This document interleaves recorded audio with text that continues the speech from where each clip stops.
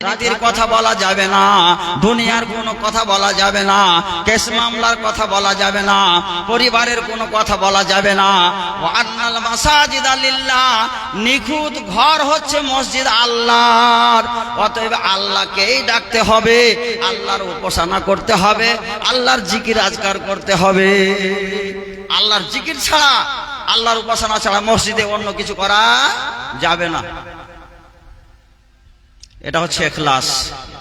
বেরাদার ইসলাম, তাহলে ইল্লাল্লাযীনা আমানু, ঈমানের মানে হলো ইকরার মুখ দিয়ে করতে হবে আর অন্তর থেকে সত্য বলে আল্লাহকে মানতে হবে যে সারা পৃথিবী পরিচালনা করছেন একমাত্র ওই আল্লাহ। আল্লাহর সঙ্গে অন্য কেউ শরীক নেই, একাই আল্লাহ পরিচালনা করছে। যত কিছু সৃষ্টি করেছেন এক আল্লাহই সৃষ্টি করেছেন, অন্য এর সঙ্গে শরীক নয়। এ বলে মানতে হবে অন্তর থেকে। আর তাসদিক বিল জানান, আমাল বিল আরকান, আর আমলে পরিণত করতে হবে, আমলে পরিণত করতে হবে। মুখে দাবি করেছি মুসলমান, নাম হলো জরিনা, নাম হলো রহিমা, নাম হলো শরীফা, নাম হলো কারিমা। মুসলমানের ঘরে জন্ম নিয়েছি, এক ওয়াক্ত নামাজ পড়ি না, আর যদি বলি আমার ঈমান আছে, হবে? আল্লাহ রাসূলের হাদিস বলছে, কি বলছে? যার নামাজ নাই, তার দিনদারি নাই, তার ঈমান নাই, একেবারে ঈমান শেষ। যার নামাজ নাই, কিচ্ছু নাই। আল্লাহ রাসূল সাল্লাল্লাহু আলাইহি ওয়াসাল্লাম বলছেন, ফাইন সালোহাত সালোহা সায়রু আমালিহি ওয়াইন ফাসাদাত ফাসাদা সায়রু আমালিহি। নামাজ যদি ঠিক হয় তাহলে সমস্ত আমল ঠিক হয়ে যাবে। নামাজ যদি না থাকে তাহলে বাকি যত আমল আছে, দান করার নেকি, মসজিদ বানার নেকি, রোজা করার নেকি, কোরআন পড়ার নেকি, যত রকমের নেকি আছে, নামাজ যদি আপনার ভেতরে না থাকে, নামাজ না পড়েন, সমস্ত আমল আপনার কি হয়ে যাবে? বরবাদ হয়ে যাবে। এটা হাদিস। কাজে বেরাদারান ইসলাম, মা ও বোনেরা আমার, বাপজানে আমার, ভালো করে শুনবেন। আল্লাহ তাআলা এই সূরাতে কসম খেয়ে বলছেন, সময়ের কসম। হে মা বোন, আপনার 40 বছর বয়স হয়ে গেল, মুসলমানের ঘরে জন্ম নিয়েছেন, এখন আপনি নামাজ পড়তে পারেননি। ও আব্দুল কুদ্দুস, ও আব্দুর রহমান, ও আব্দুল জব্বার, আব্দুল জলিল, তোমার জন্ম হয়েছে মুসলমানের ঘরে, তোমার বাবা মুসলমান, তোমার মা মুসলমান, তোমার 14 পুরুষ মুসলমান, তোমার বয়স হয়েছে 40 বছর, এখন পর্যন্ত তুমি মসজিদে গিয়ে নামাজ পড়তে পারলে না, আল্লাহকে আঁকড়ে ধরতে পারলে না, আল্লাহর মসজিদকে ভালোবাসতে পারলে না, আল্লাহর একাত্মবাদকে তুমি পরিপূর্ণভাবে স্বীকার করতে পারলে না। তুমি মুখে দাবি করো কিসের? যে আমি মুসলমান। এই দাবি করা চলবে আপনার? চলবে না। বেরাদারান ইসলাম, আল্লাহ বলছেন ইল্লাল্লাযীনা আমানু, ওরা ক্ষতির মধ্যে নয়। যারা ঈমান এনেছে, ভালো আমল করেছে, এরা ক্ষতির মধ্যে পড়বে না। ভালো আমল যারা করেছে এরা ক্ষতির মধ্যে পড়বে না, পড়বে না, পড়বে না। সহিহ বুখারীর হাদিস আপনাকে বলছি, এটা সহিহ বুখারীর হাদিস। আল্লাহ রাসূল সাল্লাল্লাহু আলাইহি সাল্লামের, আল্লাহ রাসূল সাল্লাম বয়ান করছেন যে বনি ইসরাইলের যুগে এক সময় প্রাচীন কালে তিনটা মানুষ চলে যাচ্ছিল। কোথায়? বাইরে সফর করছিল, খোলা ময়দানে, খোলা মাঠে। আর পশ্চিম দিক থেকে কালবৈশাখী ঝড় আর বৃষ্টি চলে আসছে। এবার আশ্রয় নেওয়ার জায়গা নাই, আশ্রয় নেওয়ার জায়গা নাই, কোথায় লুকাবে? সুবহানাল্লাহ। সামনে একটা গর্ত দেখে ওই গর্তের মুখে লুকিয়ে গেল, গর্তের মুখে ঢুকে গেল, গর্তের ভেতরে ওই গর্তে আশ্রয় নিল। যেমনই গর্তে আশ্রয় নিয়েছে, আল্লাহর কি হুকুম, বিরাট একটা পাথর এসে গর্তের মুখে একেবারে মুখটাকে ঢেকে নিল। গড়তে গড়তে এসে গর্তের মুখে এসে একেবারে পাথরটা যেন গর্তের মুখটাকে ঢেকে নিল। এবার এরা চিন্তায় চিন্তিত, আল্লাহ কি করলাম, কি করে বের হব, এই গর্ত থেকে কি করে বের হব আল্লাহ?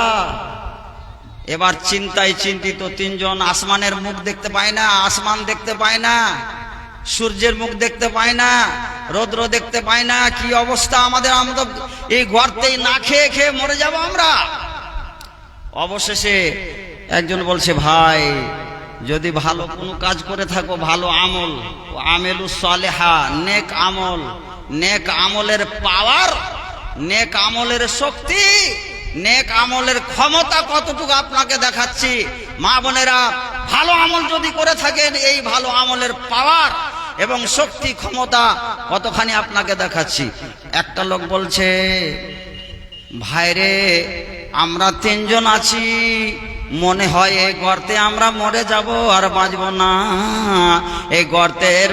এই গর্তের বিপদ থেকে আমরা বোধহয় উদ্ধার হতে পারবো না। তবে যদি কেউ ভালো আমল করে থাকো, ভালো আমলের ওয়াসিলা দিয়ে আল্লাহকে ডাকো, আল্লাহর দয়া হলে আমাদের প্রতি রহম করবে, আর এই গর্তের মুখ থেকে পাথরখানাকে আল্লাহ সরিয়ে নেবে। একটা লোক বলছে, সারা জীবনের যত আমার আমল আছে, তার মধ্যে একটা গুরুত্বপূর্ণ আমল আমি এই করেছি। লোকটা বলছে, সহি বুখারীর হাদিস, জালফাল হাদিস নয়, সহি বুখারীর হাদিস।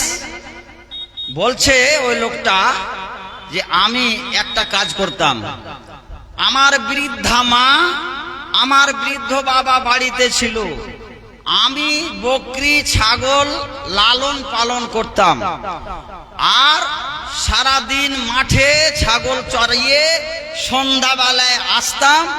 আসার পরে ছাগলের দুধকে দহন করার পরে আগে আমার মা বাপকে পান করাতাম, তারপরে বাচ্চারাকে দিতাম।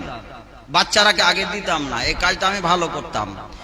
একদিন ছাগল চড়াতে গিয়ে আমার বাড়ি ফিরতে অনেকটা রাত হয়ে গেছে, আসতে আমার দেরি হয়ে গেছে। এসে দেখছি মা শুয়ে আছে, আব্বা শুয়ে আছে, ঘুমিয়ে গেছে।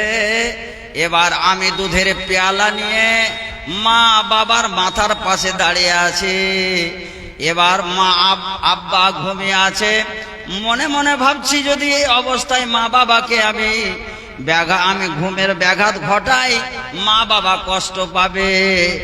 যখন আমার মা বাবা জাগবে তখন আমি খাওয়াবো, আর এইদিকে আমার সন্তানেরা, আমার ছেলেপিলেরা, আমার বাচ্চারা, আমার বেটা, আমার বেটিরা কান্নাকাটা করছে, আম্মা জান আমাকে দুধ দাও, আব্বা জান আমাকে দুধ খেতে দাও, খিদা লেগেছে, খিদার সহ্য আমার আর সহ্য, জ্বালা সহ্য হয় না, আমাদেরকে দুধ খেতে দাও, দুধ পান করতে দাও।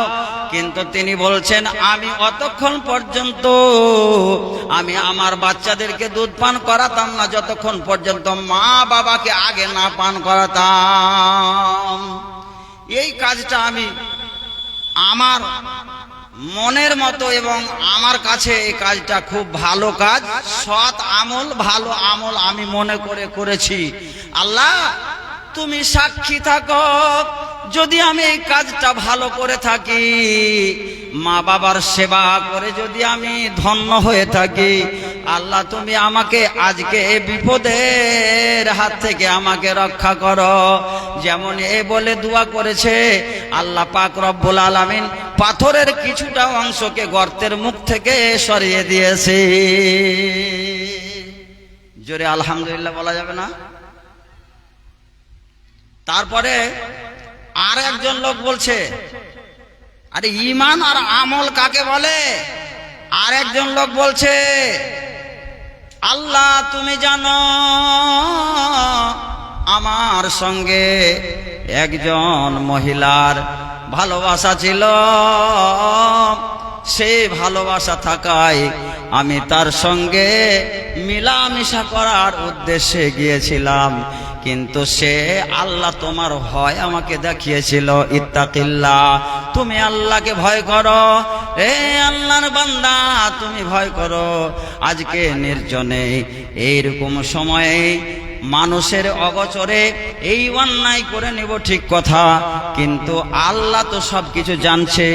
কিয়ামতের দিন আল্লাহ পাক রব্বুল আলামিন আমাদের এই জীবনের ইতিহাসকে যখন খুলে দেবে, তখন আমরা সেই দিন লজ্জার সম্মুখীন হয়ে যাব, লজ্জায় মুখ দেখাতে পারবো না।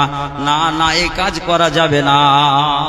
ওই লোকটা বলছে, আল্লাহ যখন সে মহিলা আমাকে তোমার দোহাই দিয়ে তোমার ওয়াসিলা দিয়ে বলল ইত্তাকিল্লাহ, আল্লাহকে ভয় করো, জিনা করিও না, এই নোংরা কাজ করিও না, নোংরা কাজ থেকে বিরত হয়ে যাও, আমি বিরত হয়ে গিয়েছিলাম। আল্লাহ এই কাজ যদি তোমাকে রাজি করার জন্য আমি করে থাকি, জিনা থেকে বিরত থেকে থাকি, আল্লাহ তুমি আজকে এই বিপদের হাত থেকে আমাকে মুক্তি করো। এবার আল্লাহর হুকুমে গর্তের মুখ থেকে পাথরের কিছুটা অংশ আরো সরে গেল। আবার তৃতীয় জন বলছে, আল্লাহ তুমি জানো আমার বাড়িতে একটা লোক কাজ করত, কিছু বেতনের বিনিময়ে তাকে বেতন দিতে দিয়েছিলাম, তার মনোপুত হয়নি, বেতন লাইনি, আর সেই টাকাটাকে আমি খাইনি, খরচ করিনি, তার খেয়ানত করিনি, টাকাটাকে বাড়াতে বাড়াতে বাড়াতে বাড়াতে বাড়াতে অনেকগুলো করে দিলাম, উটের পাল, ছাগলের পাল, মেষের পাল, অনেক কিছু করে দিয়েছি আল্লাহ। করে দেওয়ার পরে সেই লোকটা বহুদিন পরে আসছে, বলছে আমার মজুরি দাও। তখন আমি কি বলেছিলাম, ও আল্লাহর বান্দা, দেখো এইগুলো যত ছাগল আছে, যতগুলো উট চড়ছে, সবগুলাই তোমার, তুমি নিয়ে চলে যাও। রাখাল সহ ছাগল আর উটের পাল যত আছে তুমি নিয়ে চলে যাও। এই কথা আমি বলেছিলাম। লোকটা বলছে আপনি কি আমাকে রহস্য করছেন? বলছেন না, রহস্য করি না, তোমার টাকা আমি খাইনি, তোমার টাকাটাকে আমি বাঁচিয়ে রেখেছিলাম, আর ওই টাকা থেকে আমি 1 টাকা 2 টাকা করে বাড়িয়ে বাড়িয়ে বাড়িয়ে বাড়িয়ে, ওয়ালাইকুম সালাম, ভালো আছেন, এতগুলো টাকা করেছি, এতগুলো ছাগল করেছি, এতগুলো আমি উট করেছি আল্লাহর ভয়ে। আল্লাহ যদি আমি এই কাজটা তোমার উদ্দেশ্যে করে থাকি, সৎ আমল মনে করে করে থাকি, আল্লাহ তুমি আমাকে বিপদের হাত থেকে মুক্ত করো, পরিত্রাণ দাও। আল্লাহ কি করলেন? গর্তের মুখ থেকে কি করলেন? ওই পাথরটাকে সরিয়ে দিলেন। আলহামদুলিল্লাহ। তাহলে ভালো আমলের দাম কত? হ্যাঁ মা ও বোনেরা, দুনিয়াতে যদি একটা ভালো কাজ করে থাকেন আর সেই কাজের ওসিলায় আপনি অসুস্থ আছেন, এমন অসুখে ভুগছেন, ভালো হচ্ছেন না, আপনি আল্লাহকে বলেন, আল্লাহর কাছে কান্না করে, গভীর রাতে উঠে 2 রাকাত নফল পড়ে আল্লাহর কাছে দোয়া করেন আর বলেন, আল্লাহ আমি পাপিষ্টি, পাপাচার, গুনাহগার, আমি অন্যায় করেছি, আল্লাহ রব্বুল আলামিন আমি যে সমস্ত ভালো আমল করেছি, সে ভালো আমলের ওসিলায় আল্লাহ তোমাকে ডাকছি। রব্বুল আলামিন তুমি আমার ডাকে সাড়া দাও, রব্বুল আলামিন তুমি আমার এই অসুখ ভালো করে দাও, রব্বুল আলামিন এই মুসিবত থেকে তুমি আমাকে মুক্ত করো, পরিত্রাণ দাও। নিশ্চয় নিশ্চয় মা বোন আমার, মাসি আমার, খালা আমার, আল্লাহ তাআলা আপনাকে সেই বিপদের হাত থেকে মুক্তি দান করবে। তাহলে আল্লাহ কসম খেয়ে বললেন, ওয়াল আসরি ইন্নাল ইনসানা লাফি খুসর, সমস্ত পৃথিবীর মানুষ ক্ষতিগ্রস্তের মধ্যে, কিন্তু 4 শ্রেণীর মানুষ ক্ষতিগ্রস্তের মধ্যে নয়। তার মধ্যে 1 ঈমানওয়ালা, 2 ভালো আমল করনেওয়ালা, নাম্বার 3 ওয়াতাওয়াসাউ বিল হক, এক অপরকে ভালো কাজের উপদেশ করবে। হ্যাঁ, আপনি একটা ভালো শরীয়তের কাজ জানেন, শরীয়তের একটা আপনি কথা জানেন, সে কথাটা যদি ক্ষুদ্রতম কথা হয়, তাহলে আপনার এটা উচিত হবে আপনার যে ভাই, আপনার যে বোন জানে না, তাকে জানিয়ে দেওয়া, তাকে শিখিয়ে দেওয়া। বাল্লিগু আন্নি ওয়ালাউ আয়া, আয়া মানে এটা একেবারে ছোট্ট কথাও যদি আপনার জানা থাকে, তবু যে জানে না তাকে জানিয়ে দিতে হবে, শিখিয়ে দিতে হবে। বেরাদা ইসলাম মা ও বোনেরা আমার, 3 নম্বরে আল্লাহ তাআলা বলছেন ওয়াতাওয়াসাউ বিল হক, নিজে ভালো কাজ করতে হবে, অপরকে ভালো কাজের উপদেশ দিতে হবে। ওয়াতাওয়াসাউ বিল হক, এর তাফসীর, এর অর্থ হলো এটাই, আপনাকে নিজে নামাজ পড়তে হবে, সালাত আদায় করতে হবে।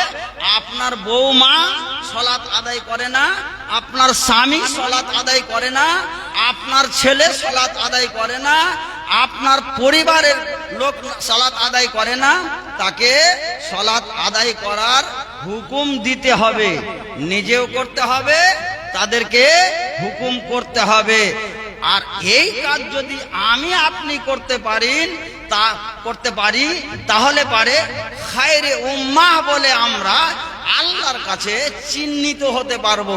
আল্লাহ বলছেন, কুনতুম খায়রা উম্মাতিন উখরিজাত লিন-নাস তা'মুরুনা বিল মা'রুফি ওয়া তানহাউনা আনিল মুনকার ওয়া তু'মিনুনা বিল্লাহ।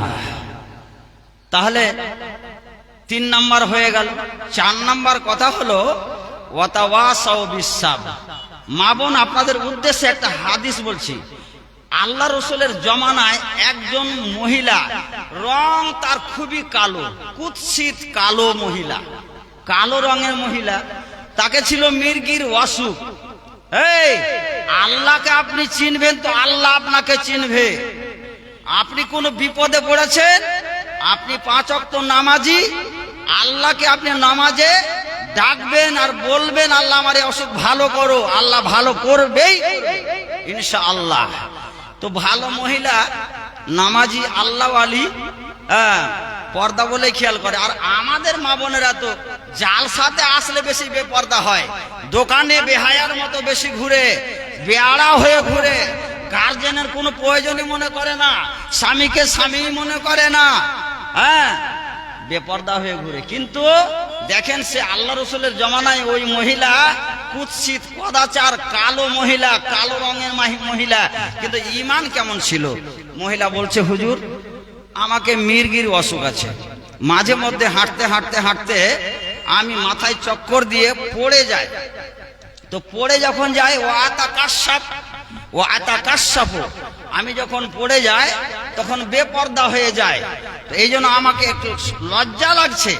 তো আপনি আল্লাহর কাছে দোয়া করে দিন, ফাদউল্লাহ আইয়াফিয়ানি, আপনি আল্লাহর কাছে দোয়া করুন যেন আল্লাহ আমাকে আমার এই অসুখটা ভালো করে দেয়। আল্লাহ রাসূল সাল্লাল্লাহু আলাইহি ওয়াসাল্লাম কি বলেন ওই মহিলাকে, এই মহিলা শোনো, ক্বালা ইন সাবারতে ইন শি'তে সাবারতে ওয়ালাকিল জান্নাহ, যদি তুমি ধৈর্য ধারণ করো, সবুর করতে পারো, তাহলে তোমার জন্য রয়েছে তার বিনিময়ে জান্নাত। ওয়া ইন শি'তে আদুল্লাহ, আর তুমি যদি চাও আমি তোমার জন্য আল্লাহর কাছে দোয়া করে দেব, আইয়াফিয়াকে, আল্লাহ তোমাকে ভালো করে দেবে। তো ওই মহিলা আল্লাহকে কত ভয় করছে, আর পর্দা করে কত, পর্দা বলে কত ভয় করছে যে আমি বেপর্দা হয়ে যাই, মির্গির অসুখ আছে, পড়ে যায়, বেপর্দা হয়ে যায়, মানুষজন দেখলে আমাকে যেন একটা লজ্জা লাগে। তো আপনি আমাকে আমার জন্য দোয়া করে দেন।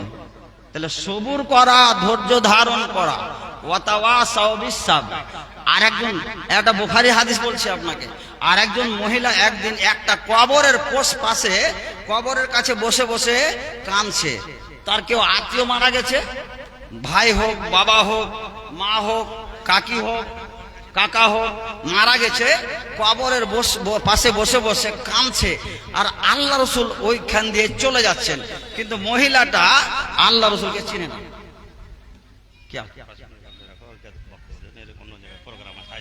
ওনা হাই সাহেবকে দেবো, তাহলে হাদিসটা শেষ করে দিলি। আচ্ছা আচ্ছা, ঠিক আছে। তো আমাকে ইশারা করলেই তো হয়। আচ্ছা আচ্ছা, ঠিক আছে ঠিক আছে। কি বলছিলাম হাদিসটা মাওলানা সাহেব? বলছিলাম কি হাদিসটা? এই তো হলো, সভাপতি করলে ভালো করে করতে হবে। তো যাই হোক, হাদিসটা মনে চলে আসবে।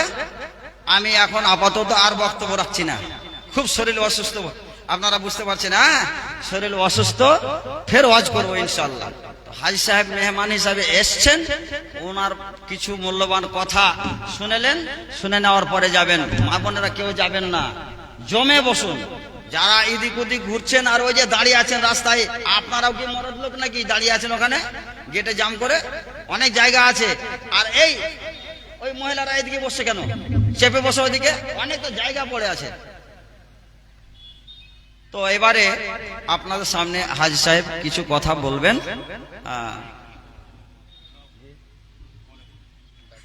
দাঁড়িয়ে বলুন।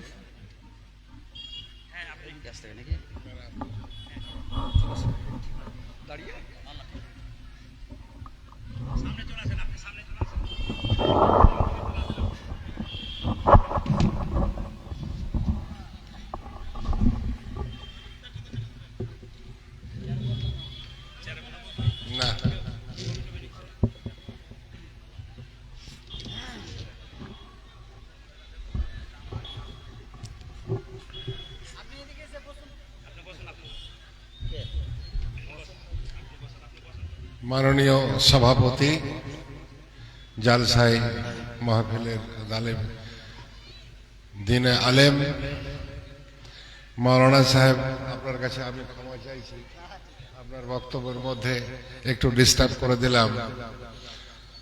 আপনারা সামনে যারা আছেন এবং পর্দার আড়ালে আমার মা ও বোনেরা, সবাইকে আমার আন্তরিক আসসালামু আলাইকুম ওয়া রাহমাতুল্লাহি ওয়া বারাকাতুহু।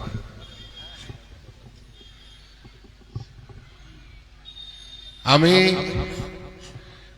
এই ভাইদের মতো বক্তা নই, তবে কিছু জায়গায় যেতে হয়, ডাক পড়লে আসি।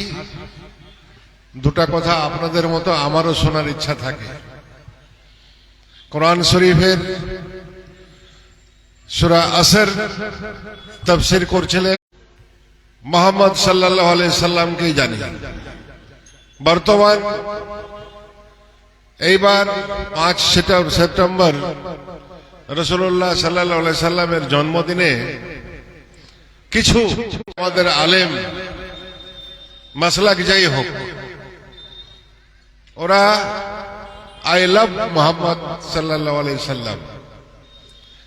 আমি ওদের জিজ্ঞেস করি, তোমাদের রাগ কেন ভাই?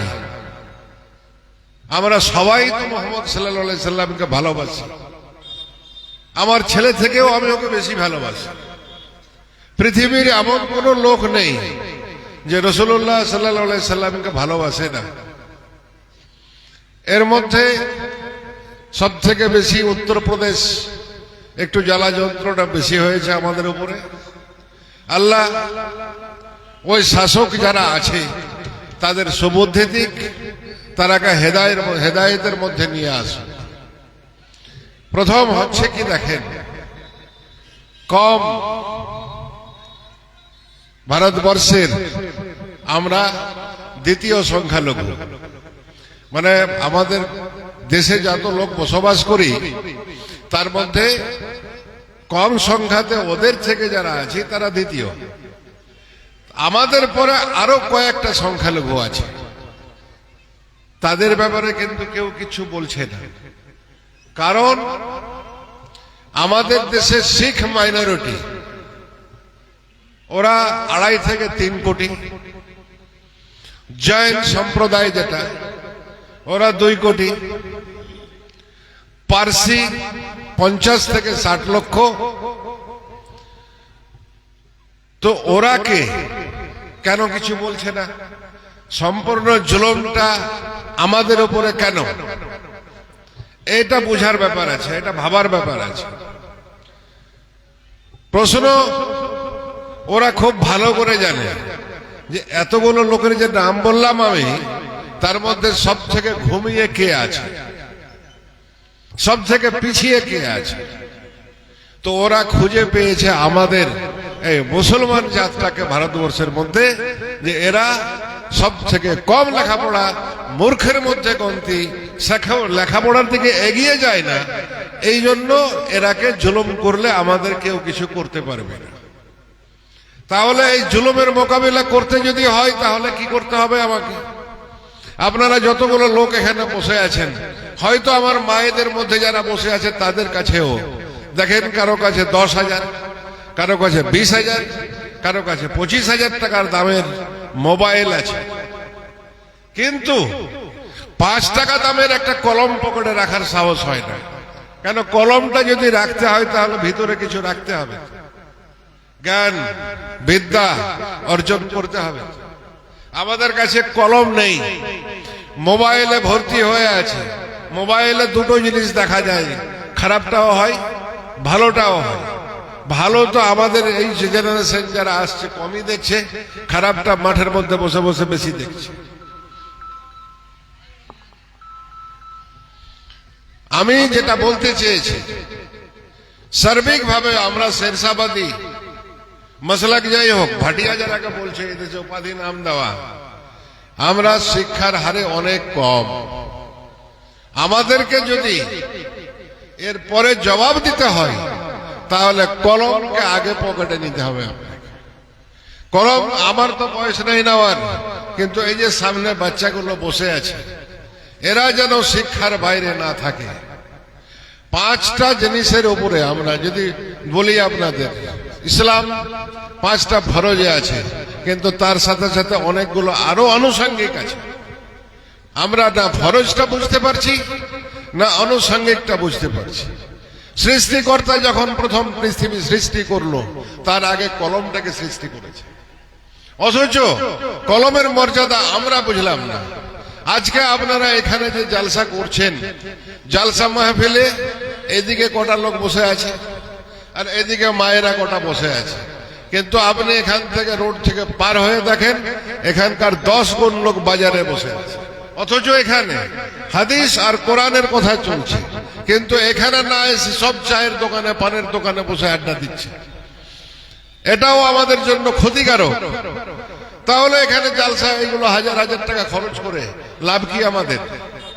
এখানে একটা কিছু অন্য কিছু লাগিয়ে দিয়ে মেলা করা যায় তো। ইসলামে জালসা হবে আর আসবেন না যে কোরআনের কথা শুনতে, রাসূলুল্লাহ সাল্লাল্লাহু আলাইহি সাল্লামের কথা শুনতে, আল্লাহর বাণী শুনতে, তাহলে এটা করে লাভটা কি? আমরা শুধু একটা দিক দিয়ে পিছিয়ে নেই, আমাদের চলা ফেরাতে অনেক দিক দিয়ে আমরা পিছিয়ে আছি।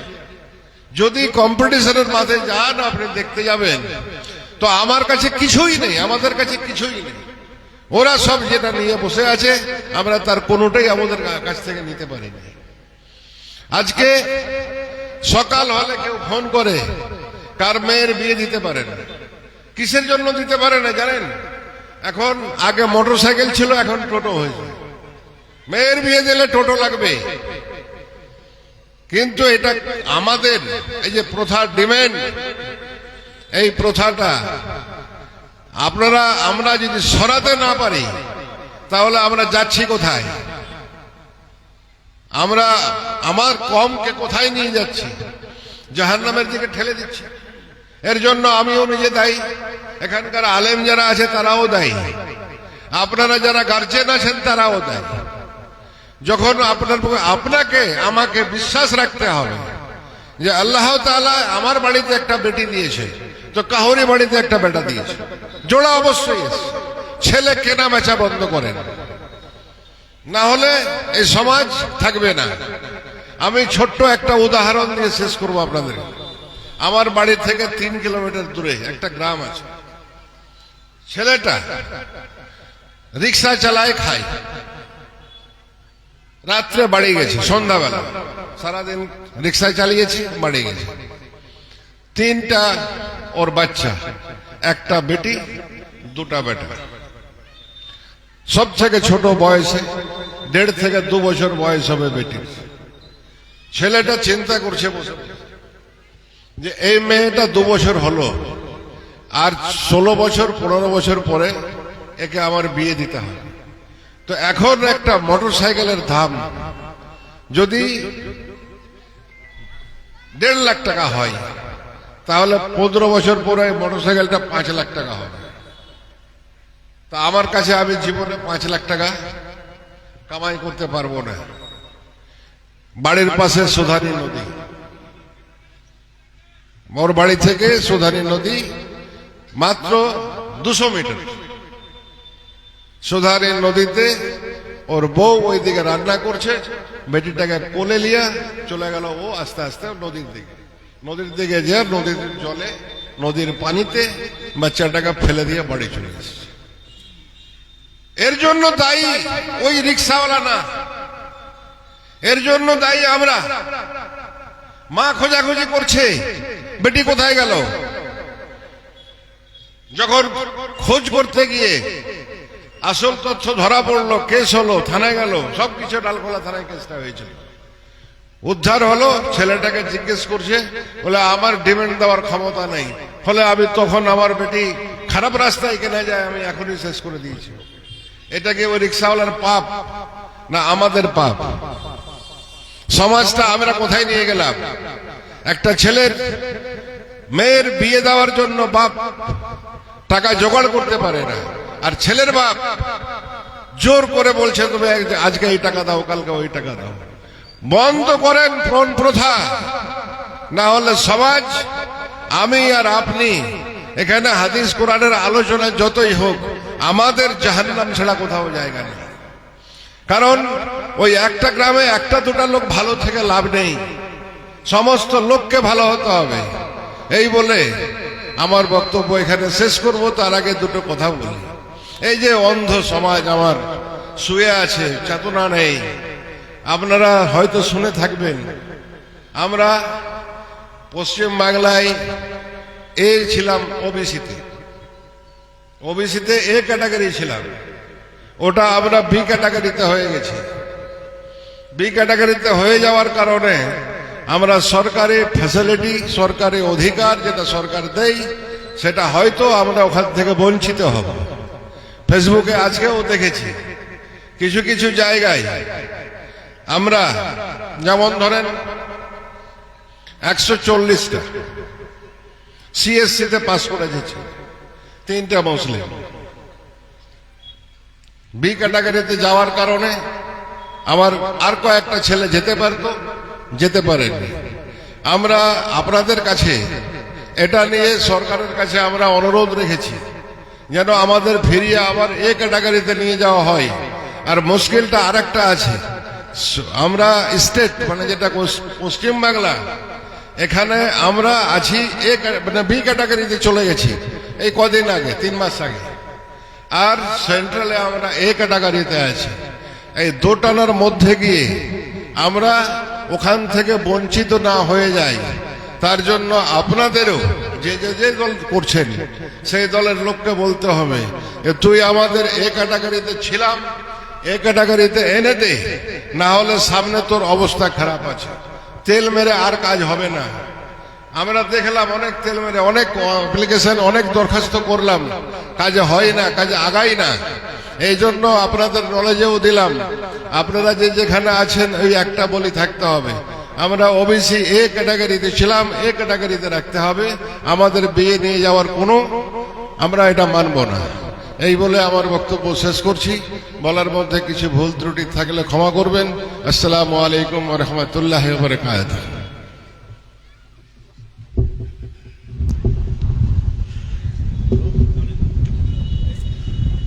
ওয়ালাইকুম সালাম ওয়া রাহমাতুল্লাহি ওয়া বারাকাতুহু। এতক্ষণ আপনাদের সম্মুখে বিশিষ্ট সমাজসেবক আলহাজ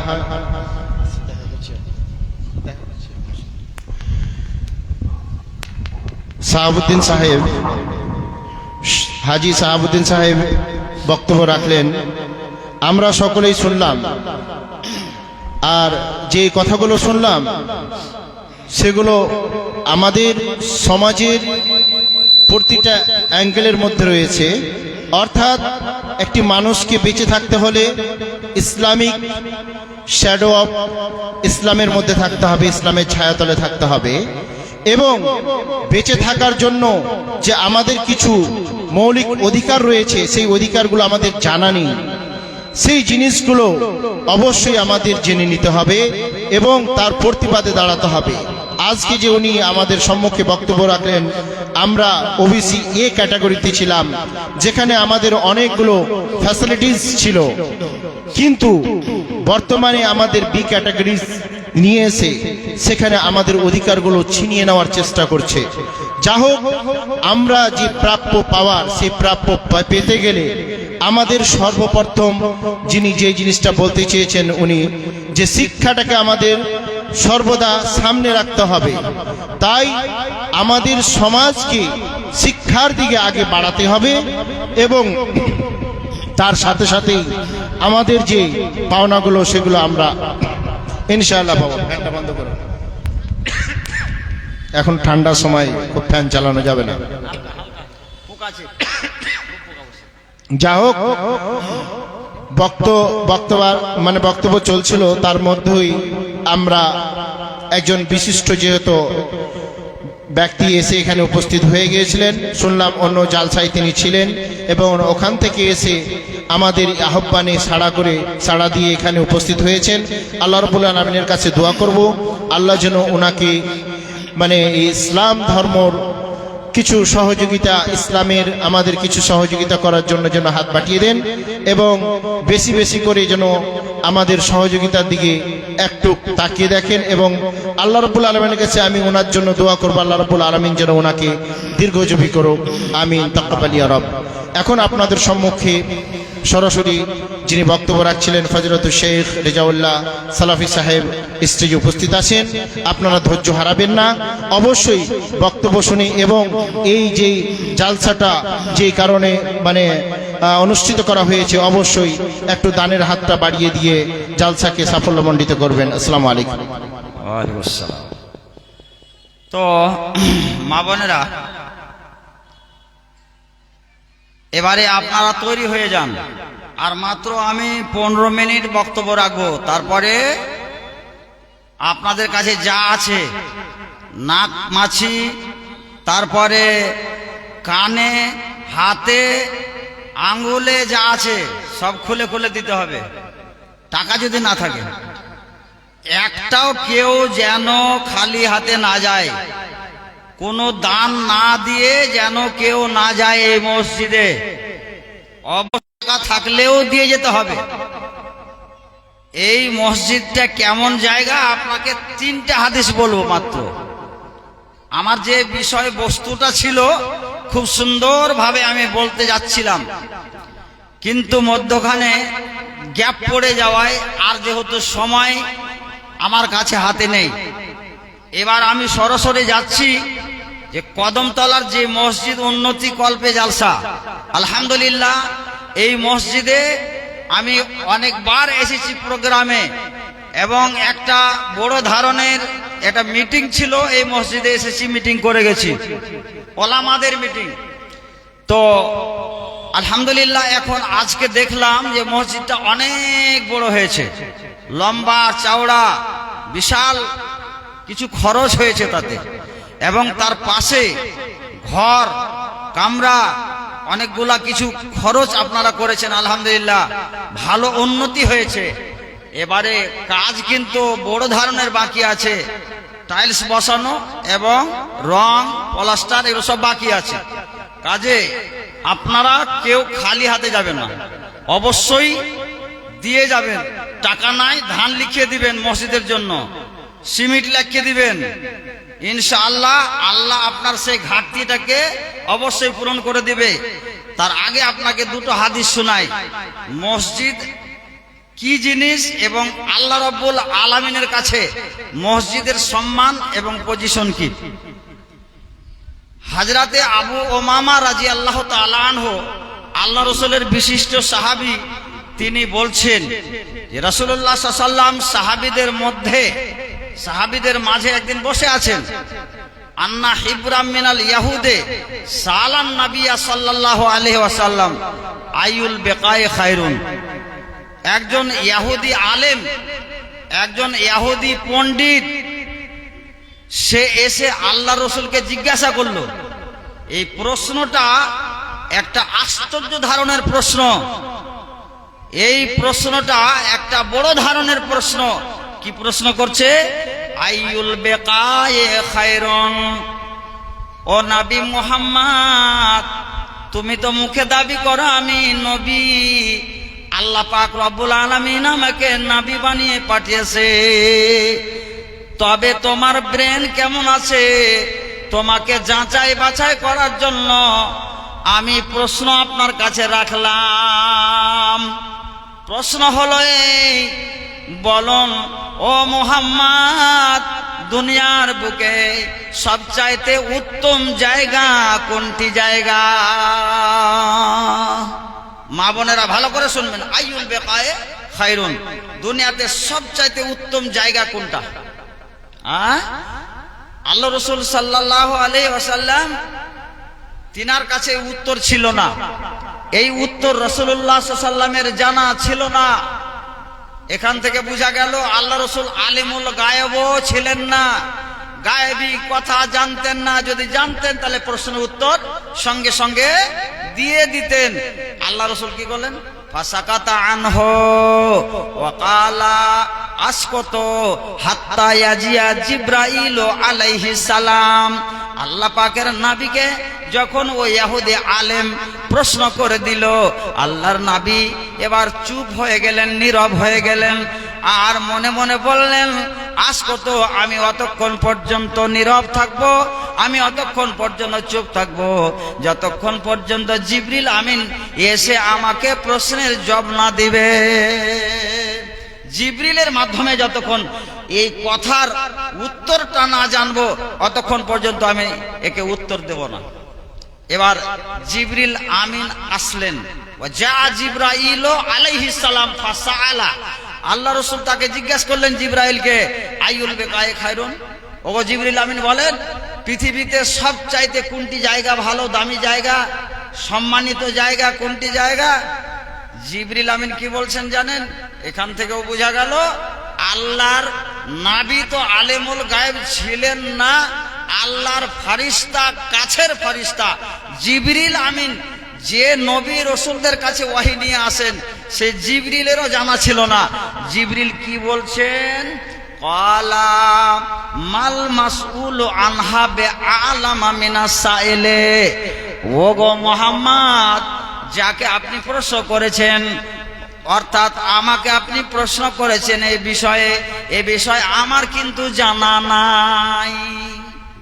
মাল মাসউল আনহা বিআলামা মিনাস সাইল, যাকে প্রশ্ন করা হয়েছে প্রশ্নকারীর চাইতে যাকে প্রশ্ন করা হয়েছে সে বেশি জানে না, অর্থাৎ আমি জানি না আপনার চাইতে বেশি।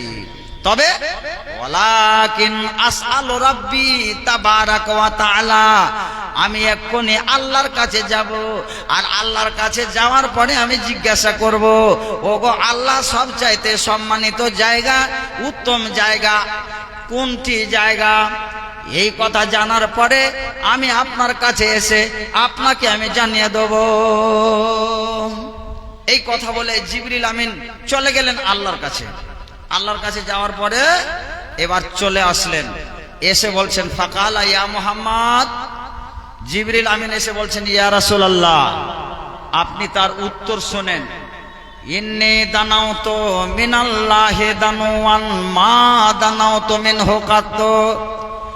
আমি যতবার আল্লাহর কাছে গিয়েছি, আল্লাহ আমাকে যতবার আমার মাধ্যমে জমিনের বুকে ওহী পাঠিয়েছে, যতটা কাছাকাছি হয়ে কথা বলেছি, আজকে আল্লাহর কাছাকাছি হয়ে যতটা কথা বলেছি, এর পূর্বে এতটা কাছাকাছি হয়ে কোনোদিন কথা বলার সুযোগ পাই নাই।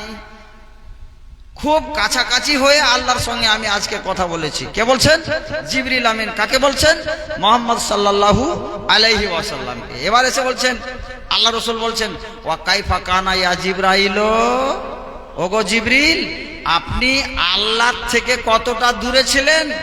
আল্লাহর সঙ্গে যে আপনি কথা বলেছেন, আল্লাহ আর আপনার মধ্যে কতটা ডিস্টেন্স ছিল, কতটা ফারাক ছিল, কতটা দূরত্ব ছিল?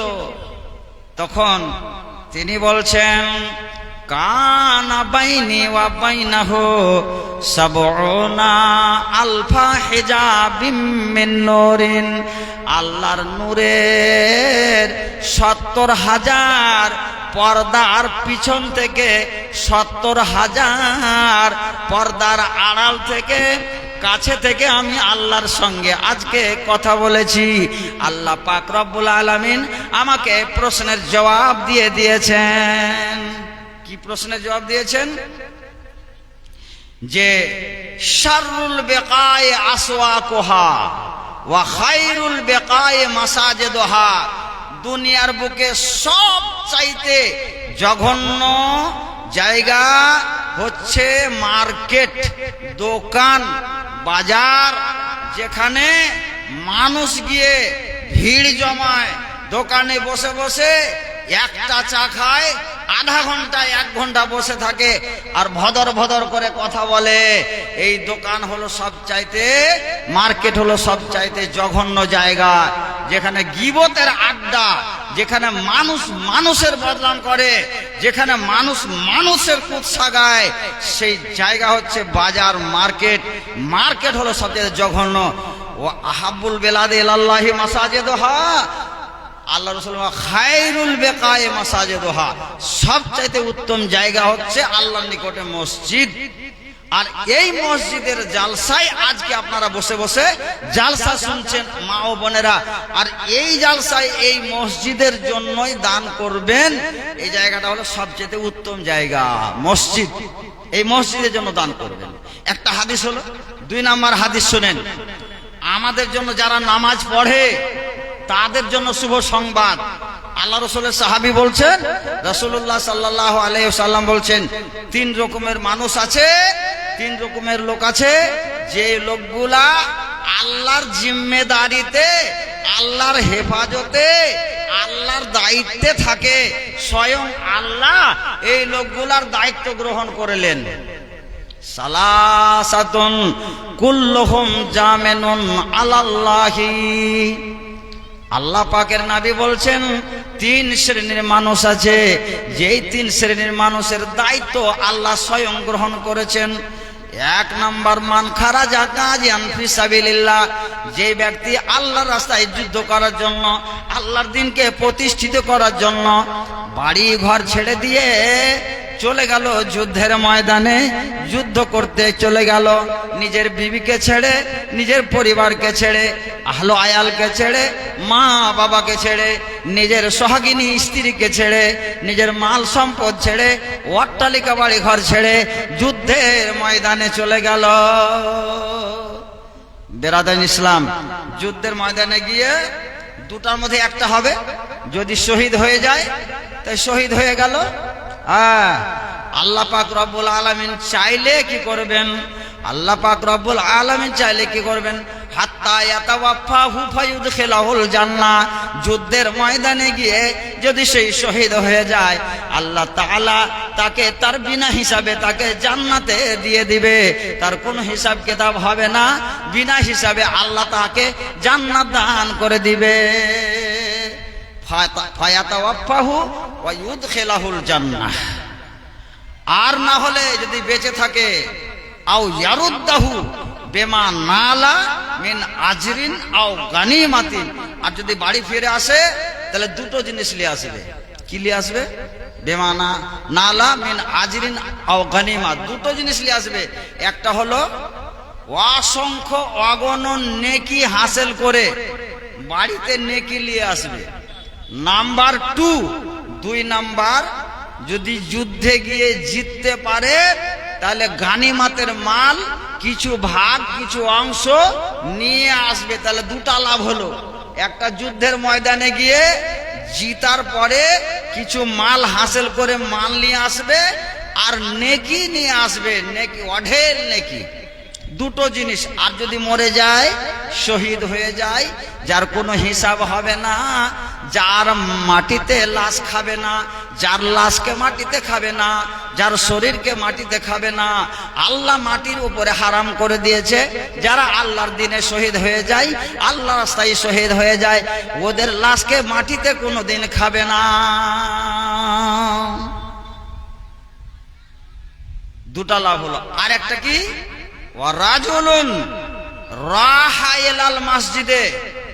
ভাইরা আমার, ফজরের আজান হলো, আজান পড়েছে মসজিদে, আসসালাতু খায়রুম মিনান নাওম। কদমতলার মানুষেরা, মাচলের মানুষেরা, কৈতরের মানুষেরা, আজানের ধ্বনি পড়েছে, আসসালাতু খায়রুম মিনান নাম, নমাজ দিন থেকে ভালো, নিন থেকে উত্তম। এখন তোমরা বিছানা ছেড়ে দাও, ঘুমকে প্রত্যাখ্যান করো, ঘুমকে ত্যাগ করে দিয়ে আল্লাহর মসজিদের দিকে অগ্রসর হয়ে যাও, ফজরের নামাজ আদায় করার জন্য চলে যাও। যদি আল্লাহর বান্দা উজু করার পরে মসজিদে যায়, তো মসজিদে যাবে, আল্লাহ ওই লোকটার দায়িত্ব নিয়ে নিলেন। আল্লাহ তার জিম্মেদারি, তার দায়িত্ব আল্লাহ নিজেই বহন করবেন। লোকটা যদি মরে যায় নামাজ পড়তে গিয়ে, তো আল্লাহ যার দায়িত্ব নেবে সেই লোকটা কি আর বরবাদ হবে? কোনোদিন বরবাদ হবে না। এটাই হলো মসজিদ। তাহলে মসজিদের সম্মান কত, মর্যাদা কত, যে একটা লোক মসজিদের দিকে নামাজ পড়া, ইবাদত করার উদ্দেশ্যে যাবে, আল্লাহ হুয়া জামিনুন আলাল্লাহ, সেই লোকটা আল্লাহর দায়িত্বে থাকবে। এটা আল্লাহ নিজে বলছেন। আর একটা 3 নাম্বার, ওয়ারাজুলুন দাখালা বাইতাহু বিসালামিন ফাহুয়া জামিনুন আলাল্লাহ। এখন তো এটা সুন্নাত, আল্লাহ রাসূলের এই সুন্নাত উঠে গেছে, আমরা এই সুন্নাতের উপরে আমল করতে পারি না। কি? আরে আপনার নিজের বাড়ি হলে কি হবে? বাড়িতে আপনার বৌমা আছে, বাড়িতে আপনার মেয়ে আছে, সাবালিকা মেয়ে, বাড়িতে আপনার স্ত্রী আছে, বাড়িতে আরো কিছু পরিবারের লোক আছে। যখন আপনি আপনার নিজের বাড়িতে ঢুকবেন, আদব কায়দা শিখেলেন, ঢুকার পদ্ধতি নিয়ম সুন্নাত শিখেলেন। রাসূলুল্লাহ সাল্লাল্লাহু আলাইহি ওয়াসাল্লামের শিক্ষা কি? আপনাকে আসতে হবে, সালাম প্রদান করে আপনাকে ওই মানুষকে সজাগ করতে হবে যে আমি এলাম। বাড়ি ঢোকার সময় কি বলতে হবে? নিজের বাড়ি হলেও আপনাকে বলতে আসসালামু আলাইকুম, সালাম দিয়ে আপনাকে বাড়িতে ঢুকতে হবে, সালাম দিয়ে ঢুকতে হবে। তো একটা লোক যদি বাড়িতে সালাম দিয়ে ঢুকে, ওই লোকটা যতক্ষণ বাড়িতে থাকবে, সময় কাটাবে, আল্লাহ তার দায়িত্ব নিয়ে নেবে। ফাহুয়া জামিনুন আলাল্লাহি, সে আল্লাহর দায়িত্বে থাকবে। ইমাম আলবানী রহমাতুল্লাহ আলাইহি এই হাদিসটাকে সহি বলেছেন, সহি আবু দাউদের হাদিস। আর একটা হাদিস আপনাকে শোনাই। আর এবারে বলছি, দানের হাত আপনারা একবারে বাড়াতে আরম্ভ করেন, চালু শুরু আরম্ভ। যারা এই জালসা পাতিয়েছেন, যারা জালসার কমিটি, তাদেরকে আমি বলবো আপনারা দেরি করিয়েন না।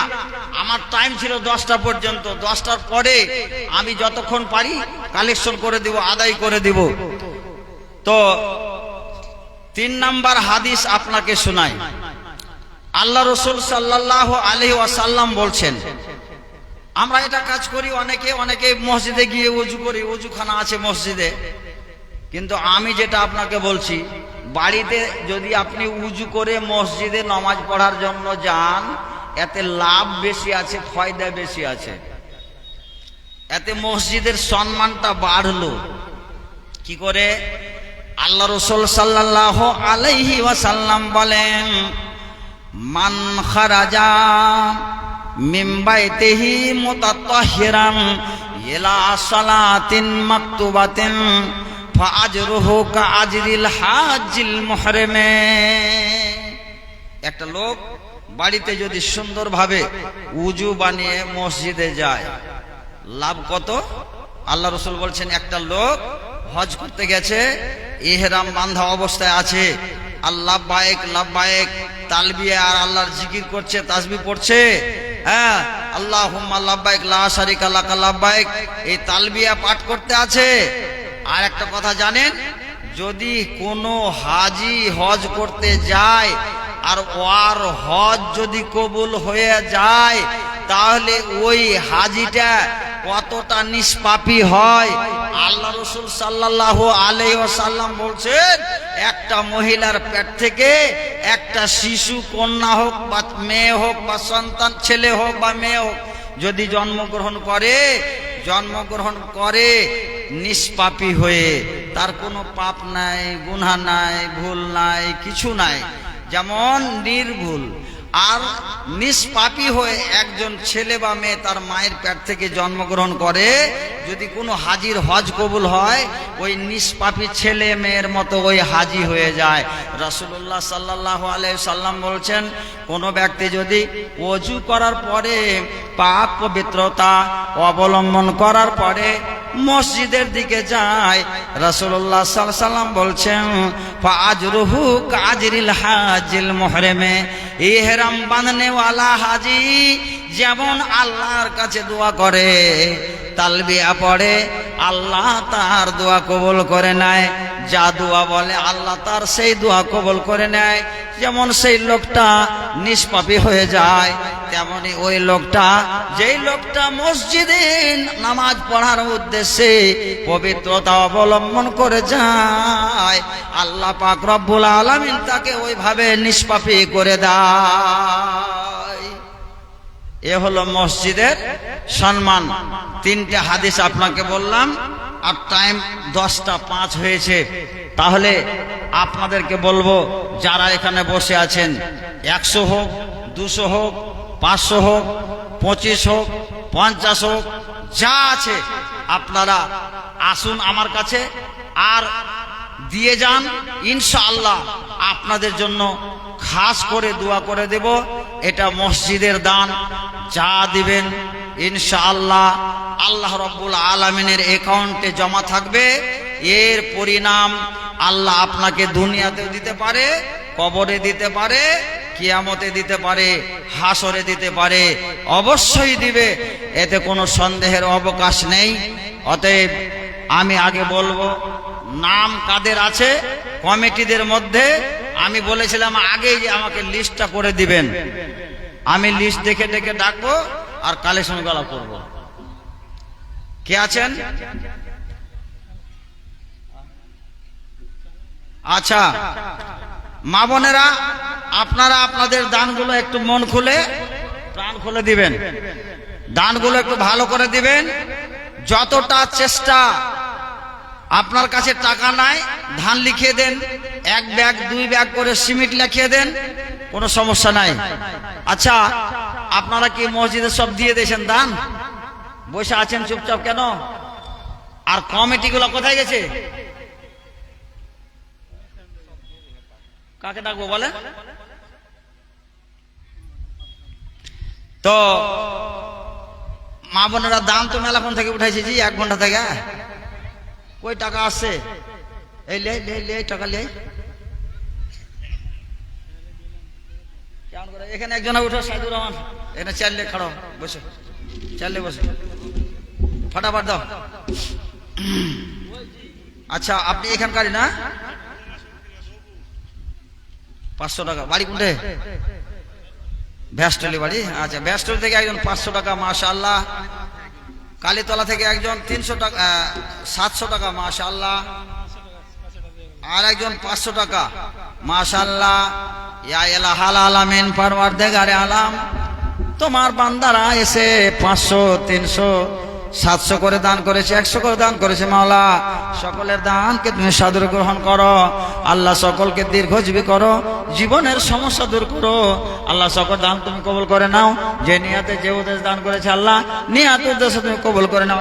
আমিন সুম্মা আমিন। এ ভাইয়ের মেয়ে মারা গেছে, 1 মাস বয়স, 6 বছর। ও নিষ্পাপী, হ্যাঁ ও নিষ্পাপী, জান্নাতের খাদেমা হবে ওরা। আপনার হাত ধরে জান্নাতে নিয়ে যাবে, তবে নামাজ পড়তে হবে ভাই। খালি মেয়ের জন্য কাঁদলে হবে না, মেয়ের জন্য দোয়া করতে হবে আর নিজে আমল করতে হবে।